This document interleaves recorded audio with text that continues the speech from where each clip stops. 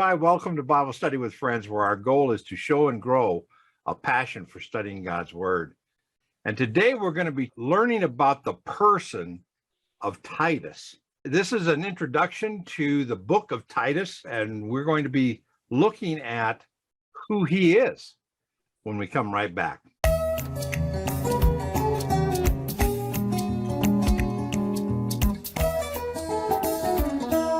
Welcome back to Bible Study with Friends. This is a real Bible study with friends. I'm here with my friend Jason Wilson, and Jason and I are going to do a new series in the book of Titus, and we're going to go verse by verse through Titus very quickly, and we're going to talk about the theme of the book of Titus is really speaking sound doctrine. And we're going to look at that and in the context. But before we do, Jason, how you doing? Doing well. Glad to be back. Let's talk. We're going to start.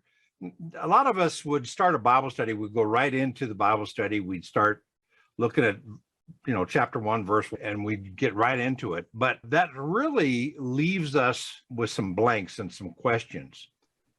I like to start with an introduction to the book and find out about who is writing it. We know that Paul is writing this book, and who is he writing it to? Well, he's writing it to Titus, and in the same kind of vein that he's writing First Timothy, he's writing to Timothy. So let's start with some basic questions. What do you know about Titus?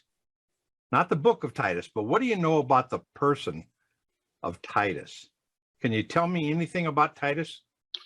He's mentioned in Timothy, I believe. Paul calls him like one of his own children. Good. I know in Greek it's the letter was written. I guess this is the third epistle of Paul, and that means to Titus. So he's writing to Titus so that he can kind of clarify positions. And now you said something interesting a second ago. You said that Titus is mentioned in the book of Timothy, and he is, and a number of other books. But it's interesting, he is not mentioned in the book of Acts. Right. At all. Yet we know from other sources that he travels with Paul and Barnabas on one of the missionary journeys.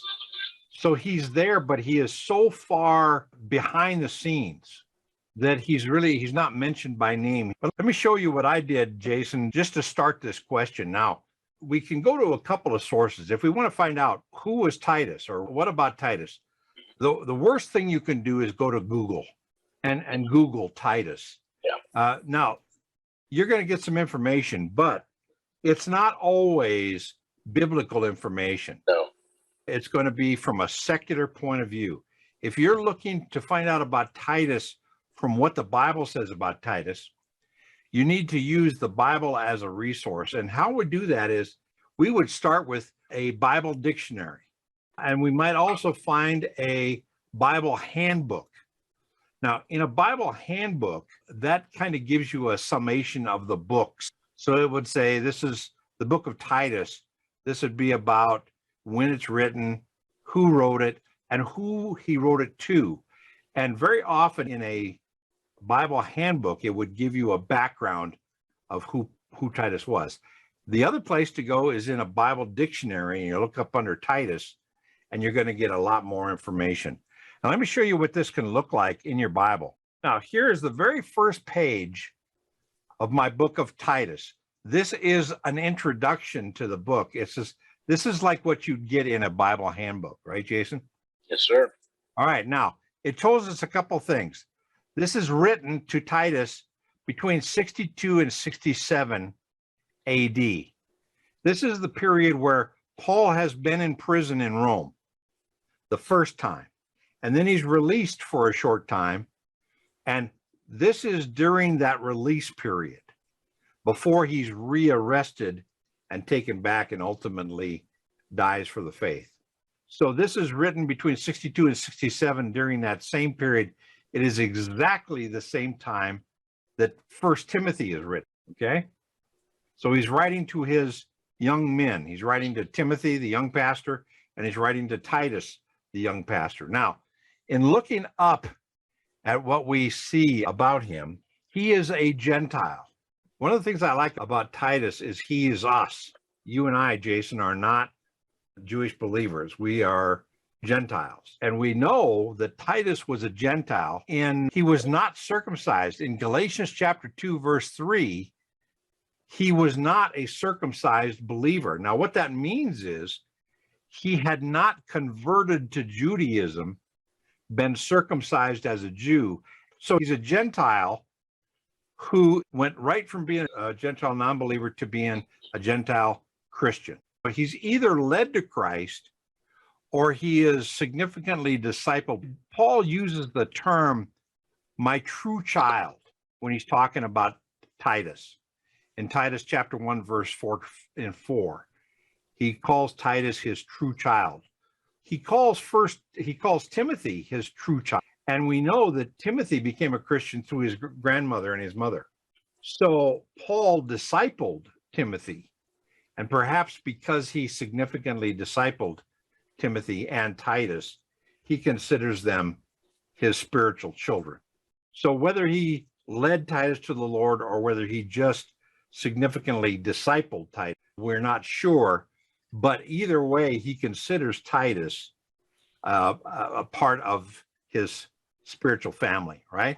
Now, he traveled with Paul and Barnabas. And this is interesting. It's not in the book of Acts.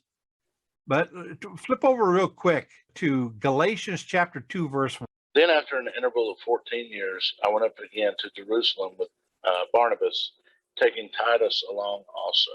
You see? Yeah. So he goes up and he starts to travel with Barnabas and Paul. In fact, turn to 2 Corinthians chapter 8, verse 23. As for Titus, he is my partner and fellow worker among you. As for our brethren, they are messengers of the churches, a glory to Christ. Okay, you see that? He's part of the team that goes to the church. So he's traveling with Barnabas and Paul. Yeah. Now, the other thing we find out as he traveled, there were cases where Paul trusted him to carry money back to Jerusalem. That we find this in right here, 2 Corinthians 8:6 and in 2 Corinthians 12:18, where he is sent and entrusted with money as a messenger, and that's Titus. Again, just being a member of the team. He also carries messages from the churches back to Paul. Look at 2 Corinthians chapter 7, verse 6. Let's go from verse 6 to verse 15. But God, who comforts the depressed, comforted us by the coming of Titus, and not only by his coming, but also by the comfort with which he was comforted in you, as he reported to us your longing, your mourning, your zeal for me, so that I rejoiced even more. Okay, let's stop there. Now, basically what this is saying is, this is showing that Titus took messages to the churches and ministered to those churches, but then he brought messages from the churches back to Paul to encourage Paul and to tell Paul what was going on. So he was a two-way messenger to the churches and back to Paul. So he was a trusted follower. And we're going to look at that in chapter 1, verse 5. After he gets out of jail, he goes to Crete with Titus, and he establishes some churches, and then he moves on, but he leaves Titus in Crete with a big job, actually. So he's the bishop over all the churches in Crete.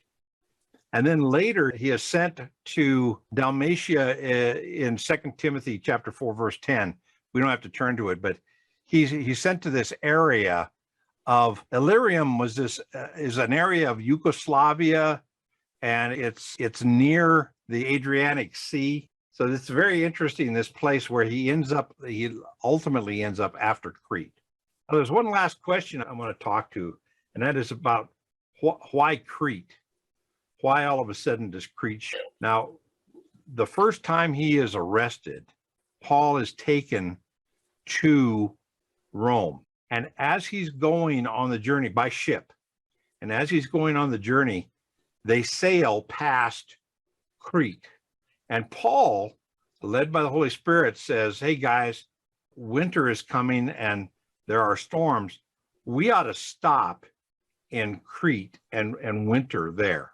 And the captain of the ship said, no, I got stuff to do. I got places to go. So we're going to keep sailing.